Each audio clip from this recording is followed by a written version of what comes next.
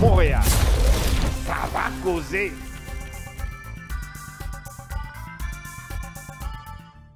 Et nous voilà de retour à notre magazine de télé. J'espère que ça va bien chez vous. On est toujours de bonne humeur.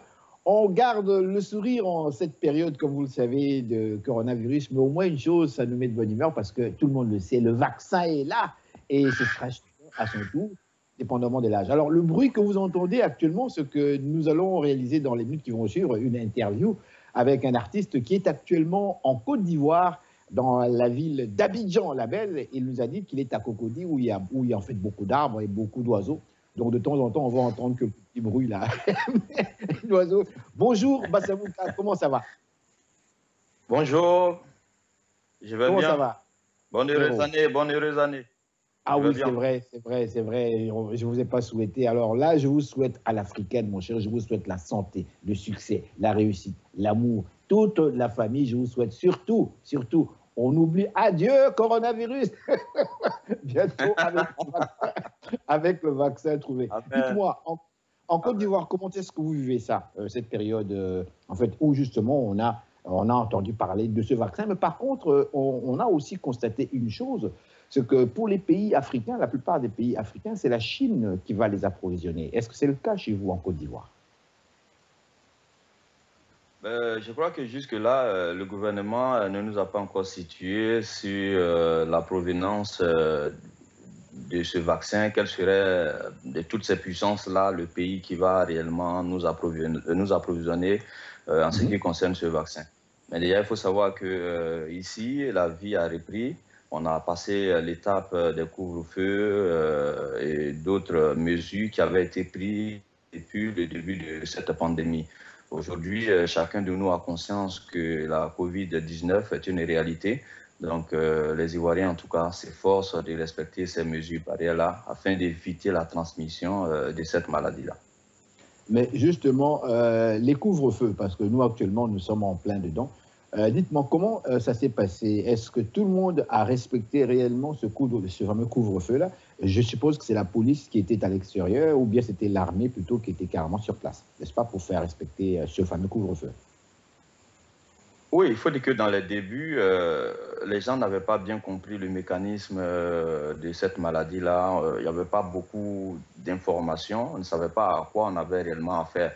On s'est dit, bon voilà, on nous tombe là-dessus avec des mesures ça et là. Donc, le respect des mesures barrières des couvre-feux, en tout cas, c'était pas aisé, c'était difficile. Mais au fur et à mesure que la communication s'est faite, les populations se sont rendues compte que c'était une réalité et qu'il fallait respecter ces mesures-là. Donc, dans le prolongement du processus, c'est vrai, à un moment donné, c'était agaçant, mais tout le monde a compris que c'était pour le bien-être de tous. Mais moi, j'ai vu une vidéo par hasard, ça ne se passait pas en Côte d'Ivoire, mais dans un pays africain, justement durant cette période de couvre-feu, où en fait la population est invitée à rester chez elle absolument. Mais je ne vous parle pas de Côte d'Ivoire, mais je parle de notre pays. J'ai vu une image qui m'a frappé. Un policier qui arrête un jeune monsieur qui, lui, était sorti alors que c'était interdit de sortir.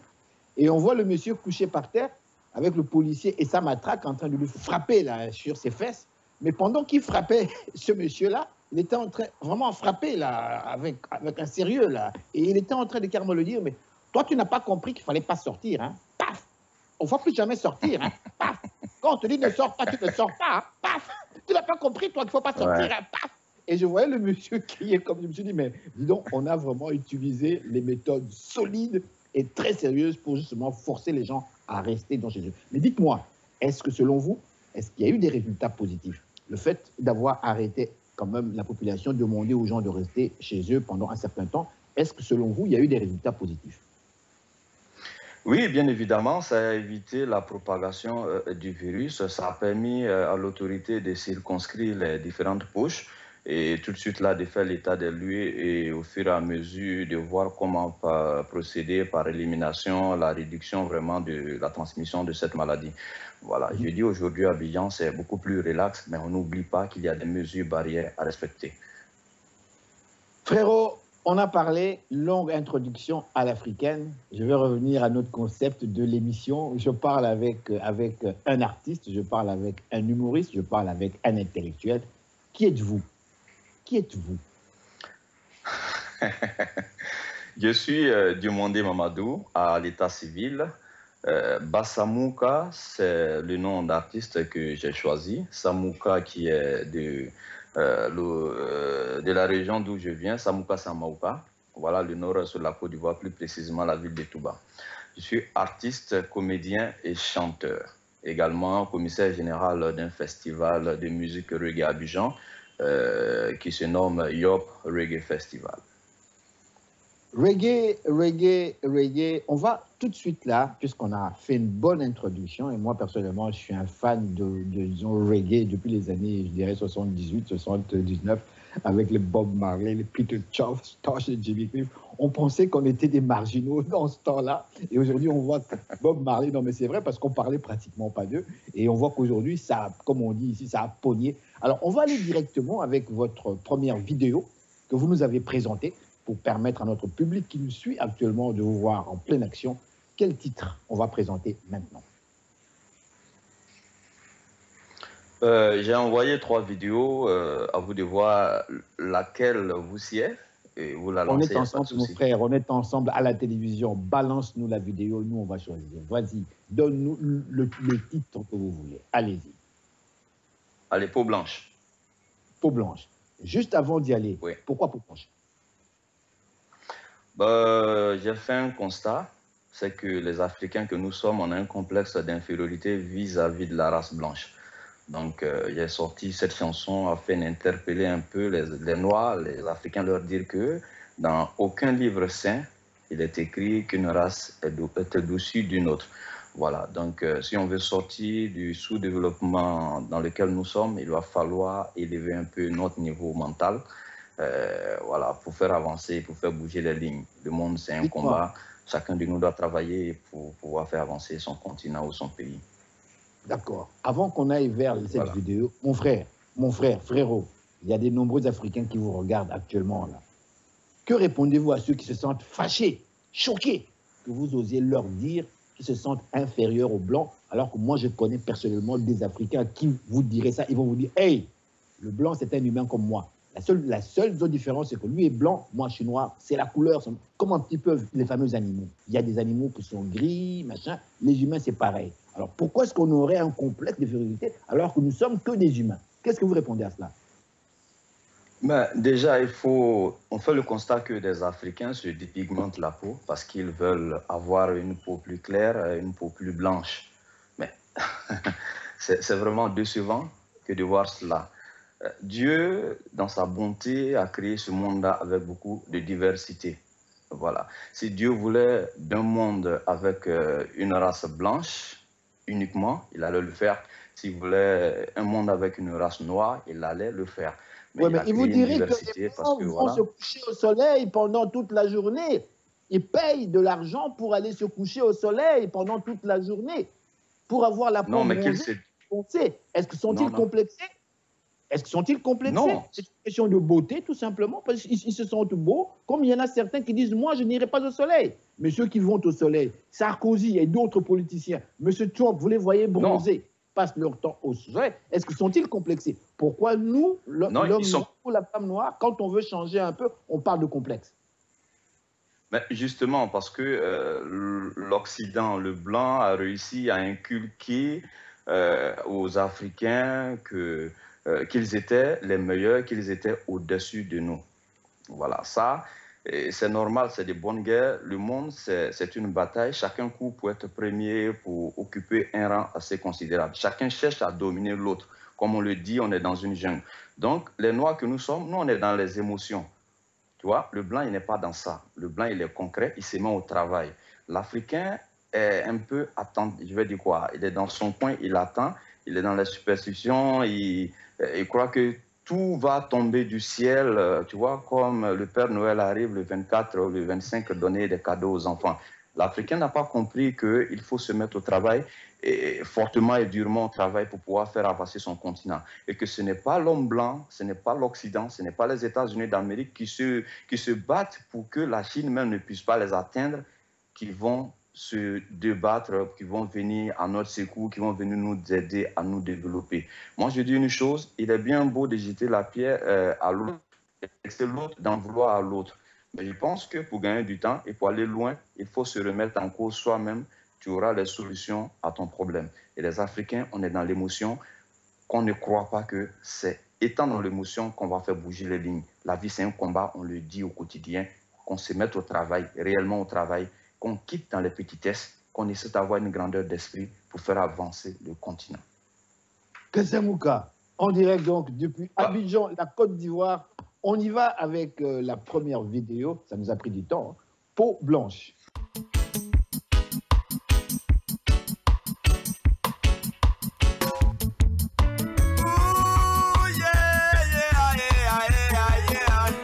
Les hommes à la peau blanche nous font croire qu'ils sont mieux que nous, ce qui est faux, faux. Qu'ils n'oublient pas qu'ils sont rien sans nous. Sans nous, ça c'est une vérité qu'ils ignorent peut-être. Yeah. Ils font tout pour nous imposer la misère. À travers les guerres, ils font tout pour nous imposer la merde. À travers les dettes, la traversée du désert a assez duré pour nous. Frères noirs, les hommes à la peau blanche nous font croire qu'ils sont mieux que nous, ce qui est faux, faux. Qu'ils n'oublient pas qu'ils sont rien sans nous. Sans nous, ça c'est une vérité qu'ils ignorent peut-être.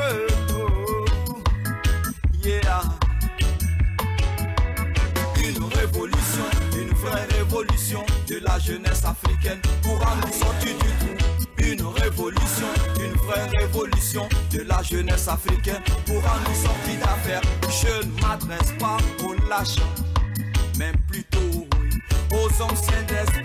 Je ne m'adresse pas aux lâches, mais plutôt aux hommes saints d'esprit. Les hommes à la peau blanche nous font croire qu'ils sont mieux que nous, ce qui est faux, faux. Qu'ils n'oublient pas qu'ils sont bien sans nous. Sans nous, ça c'est une vérité qu'ils ignorent peut-être. Yeah.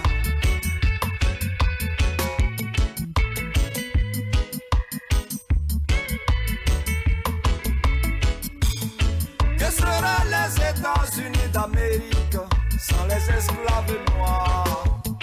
Que serait la France? Rien sans les tirailleurs africains. Que seraient toutes ces puissances aujourd'hui sans l'Afrique, son sous-sol? Les hommes à la peau blanche nous font croire. Bonsoir, ici Henri Ngaka. Ne ratez surtout pas nos prochaines émissions présentées à ICI Télévision depuis Montréal. Ça va causer.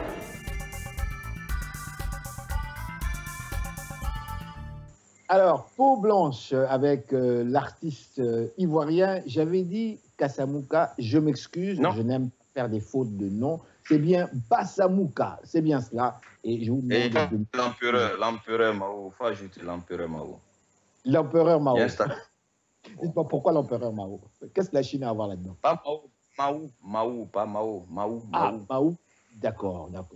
Peau blanche, on va aller tout à l'heure vers une autre vidéo. On est encore dans la période devrais-je dire, post-coronavirus, même si on est encore dedans. Mais enfin, on se met en tête qu'avec les vaccins là, et tout ça, bientôt, ça va en fait disparaître. On ira tantôt avec votre deuxième clip qui est Réconciliation, un peu plus tard. Mais justement, je vous pose cette question, réconciliation, pourquoi? Parce qu'on est en guerre, que vraiment ça ne va pas du tout chez vous en Côte d'Ivoire? Non, le titre c'est « Se réconcilier ». Oui. 3 points de suspension. Se réconcilier, 3 points de suspension. Et je l'ai sorti en 2010, juste avant l'élection présidentielle. Question pour moi de prévenir, attirer l'attention des hommes politiques sur la dérive qui prenaient les choses et inviter aussi les populations à faire attention, à comprendre que la politique c'est un jeu. Et que après la rébellion de 2002, Il y a eu assez d'accords, des discussions qui ont débouché à cette élection de 2010 et qu'il fallait qu'on en sorte vraiment sans vraiment se tirer là-dessus. Malheureusement, le message n'a pas été perçu et on a passé de l'étape de la crise post-électorale. En 2015, il y a eu une élection, mais en 2020, encore les tensions ont refait surface. Et moi, ici, j'interpelle tout le monde à être sincère dans les actions que nous posons en faveur de la paix. Voilà, parce que le constat que je fais, c'est qu'il y a un peu d'hypocrisie, il y en a qui cherchent à ruser, alors que quand on parle de paix, il faut aller sincèrement et franchement pour le bien-être même de cette nation-là. Voilà. D'accord. Aujourd'hui, nous sommes en 2021. Moi, je parle avec un artiste, frérot. Je vous perçois comme un artiste, c'est-à-dire quelqu'un qui crée. Quelqu'un qui crée. Vous savez, la création, c'est pas facile parce que souvent, c'est Dieu. Hein, c'est Dieu qui balance ce qu'on a. C'est plus fort que dans l'intello. Hein. Aujourd'hui, la Côte d'Ivoire, du moins de loin, le public observe, le public regarde ce qui se passe au sein des pays africains. Et nous-mêmes aussi, nous vivons aussi des changements un peu par-ci, par-là dans le monde. Et lorsqu'on regarde, par exemple, ce qui se passe aux États-Unis, pour l'Africain que vous êtes, je suis certain que vous devez vous dire, mais comment? Mais c'est comme si c'était dans un pays africain quelque part. La plus grande puissance hégémonique au monde, où on va envahir, imaginez-vous, le monument historique, le temple de la politique américaine. Pour moi, il y a de quoi transmettre. Et en plus, voilà, on se pose cette question. Si c'était des Noirs, et c'est là ma question, on n'a pas vu, comme vous avez dit tantôt, on n'a pas vu, on a vu quelques Noirs là. Moi, j'ai même détecté la photo d'un jeune Kenyan, là, dont on fait des figures, qui était là. J'ai vu, on a même pointé le gars. Mais on n'a pas vu de Noirs comme tel sur place lors de cette invasion-là. Quelques-uns peut-être. Mais imaginez-vous la ville de Washington. La ville de Washington est peuplée en majoritaire des Noirs, comme tel. C'est la population majoritaire qui est là. Les Noirs se sont terrés chez eux. Ils ont dit, ah non, ça c'est l'affaire des Blancs, nous on n'y va pas. Alors, je vous pose la question à vous, premièrement. Qu'est-ce qui vous a frappé en tant qu'Ivoirien qui avez vécu des situations d'instabilité politique en Afrique, chez vous, lorsque vous percevez ce genre d'image? Quelle est votre interprétation par rapport à ce que vous avez vu dernièrement à la télévision? Du moins, en fait, je parle ici de l'invasion même du Capitole à Washington. Ben, on a tous été choqués de voir que la première puissance du monde ait une telle réaction. Et en même temps, nous autres, ça nous conforte dans nos positions qui est celle de dire aux Africains que le blanc n'est pas forcément le plus intelligent, n'est pas forcément celui-là qui doit donner les meilleurs exemples. Voilà, donc c'est ce que je peux dire sur cette question. Dire aux Noirs que blanc... Dites-moi, pourquoi ne pas simplement cesser de comparer, de dire le blanc est plus intelligent ou moins intelligent que le noir, simplement de considérer le blanc comme un être humain, comme vous, un noir. Ce sont des êtres humains qui ont les mêmes problèmes, qui ont les mêmes défauts, qui ont les mêmes joies, les mêmes jouissances, les mêmes besoins que nous. Ce ne sont pas des gens différents. Alors, pourquoi vouloir toujours comparer? Non, justement. Non, nous, on ne compare pas. En fait, le combat que nous, on mène, c'est que les Africains comprennent que ce que vous êtes en train de dire là, c'est ça qui est la vérité. On est tous les mêmes. Nous sommes des êtres humains. C'est pourquoi je dis que on est régi par des livres, on dira quoi, des livres saints. Mais aucun de ces livres ne dit qu'une race est supérieure à l'une autre. Donc, si les Africains doivent se mettre au travail, qu'ils le fassent. On a souvent cette impression-là que c'est en Occident ou dans les États-Unis d'Amérique et autres que la vie est la meilleure et que c'est le meilleur, tu vois, des exemples. Non, non. Donc, nous, on interpelle les gens pour dire, les gars, eux et nous, là, on est au même niveau, on est au même pied d'égalité. Voilà. Donc, quand on a ces gens de situations qui se passent aux États-Unis d'Amérique, je pense que le noir va comprendre pour dire, ah, ceux qui passent leur temps en longueur de journée à nous donner des leçons de démocratie et autres, ils ne sont pas eux-mêmes parfaits, ils ne sont pas exempts de reproches. Donc, ça voudrait dire qu'on peut faire une démocratie à l'africaine, on peut revoir nos modes de fonctionnement ici en interne, ne pas forcément calquer ce qui vient de l'Occident ou ce qui vient de, je ne sais pas quoi, de Jupiter ou de Mars. Alors, on va aller tout de suite là, encore une fois, à cette vidéo que vous avez appelée donc la réconciliation, c'est bien ça? Non, se réconcilier, 3 points de suspension. Se réconcilier, pardon, se réconcilier. Merci. Se réconcilier, c'est bien beau. Se pardonner, c'est bien gentil. Mais en ajoutant l'acte à la parole, car la parole sans acte n'a pas de sens.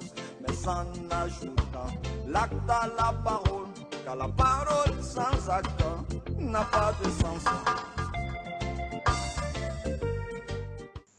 Alors, on va terminer cette interview. On va faire une dernière tranche pour présenter aussi une autre vidéo que vous avez envoyée ici. En fait, ça s'appelle Kika Soso, si je ne m'abuse. C'est ça, c'est bien dit. Pour une fois là, tu n'as pas écorché. Kika Soso, c'est un Maoka, c'est dans ma langue maternelle. Et ça veut dire que le moustique, ça parle de ce moustique-là qui s'assoit sur les testicules. En fait, c'est des paroles fortes, des paroles imagées. Attends. Quoi, moustique, il ne choisit pas d'autre place, il va seulement aller là, sur les testicules. Mais quel moustique, dis donc? Justement. En fait, là, dans la chanson, c'est que des paroles imagées, mais dans ma langue, pour dire que quand on a un pouvoir, il ne faut pas abuser. Sinon, un tout petit détail, comme le moustique, peut nous faire chuter. Tu vois, quand le moustique qui se pose là, le positionnement est tellement délicat qu'à vouloir l'enlever de force, on va se faire mal. Donc, c'est des paroles comme ça imagées.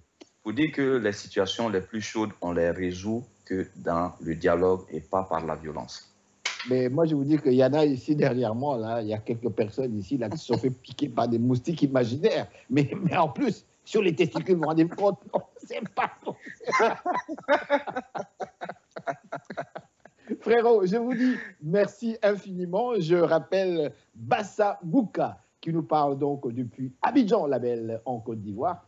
On va présenter donc cette dernière vidéo. L'empereur, donc on a parlé ici de Kika Soso, c'est bien ça.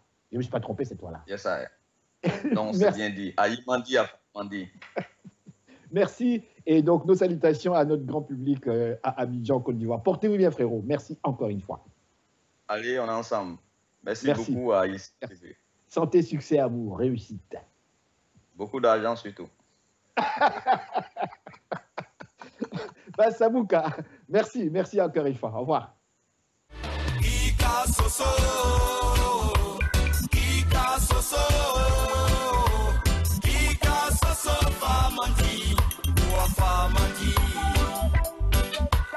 Kika Soso, Kika Soso, Kika Soso, Famandi, Boa Famandi,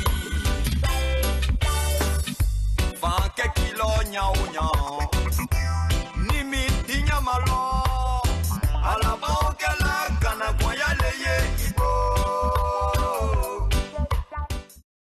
Madame, Monsieur, bonsoir, ici Henri Ngaka. Ne ratez surtout pas nos prochaines émissions présentées à ICI Télévision depuis Montréal. Ça va causer.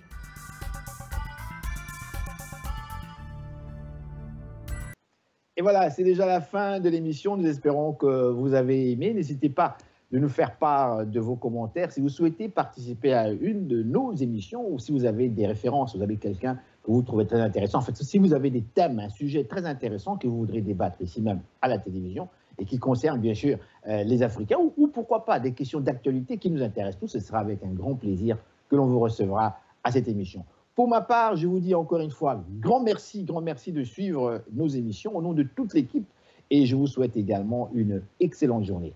Ici Henri Ngaka, au revoir et gardez le sourire.